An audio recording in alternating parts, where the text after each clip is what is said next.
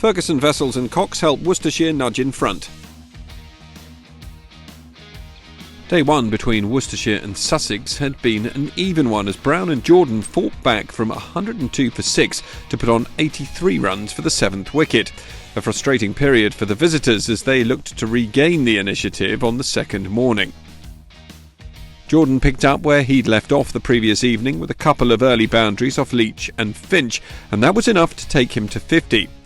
But Finch grabbed his revenge just a few balls later as he had Jordan caught by Dell, Sussex 194 for 7.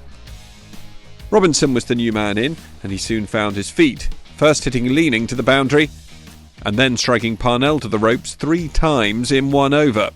The partnership zipped along, so it wasn't too much time before Sussex was celebrating the 250. However, straight after bringing that score up, Robinson finally fell, caught behind off Barnard for 38. The visitors were to add just 5 more runs to their score before the innings was brought to a conclusion. Thomason, LBW Whiteley off the final ball of the over for 4, before Brown went to the opening ball of the very next over, bowled by Barnard. Brown out for 80. 255 all out, with the home team left a few overs to bat out to lunch. However, that plan didn't come into fruition as Mitchell was caught by Evans off Robinson for an 11-ball duck. Then, in his next over, Robinson struck again, Dell out LBW for 8. Lunch therefore seeing Worcestershire 241 runs behind, with 8 wickets remaining. One of the wickets, though, was Ricky Vessels, and he set about shoring up his position in bat over the next few hours. He brought up 50 off just 61 balls, including 10 fours.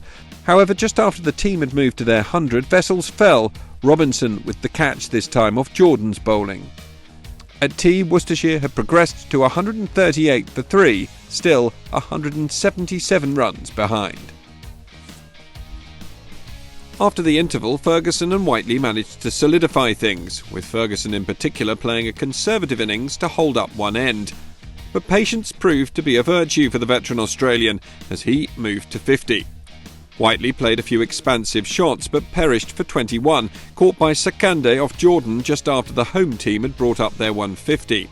The batsman had crossed, and just 4 balls later Ferguson was on his way. Van Zyl with the catch off Jordan this time, Ferguson out for 56. That put Barnard and Cox together at the crease, and they batted well after a disciplined start. Cox broke free of the shackles in the 57th over, hitting Thomason for a pair of 4s. But finally the juggling of bowlers paid off, as Barnard fell for 29, LBW to Wells with 6 overs left in the day. Worcestershire still trailed by 29, but D'Oliveira and Cox were able to guide the total up to that mark and beyond before the close.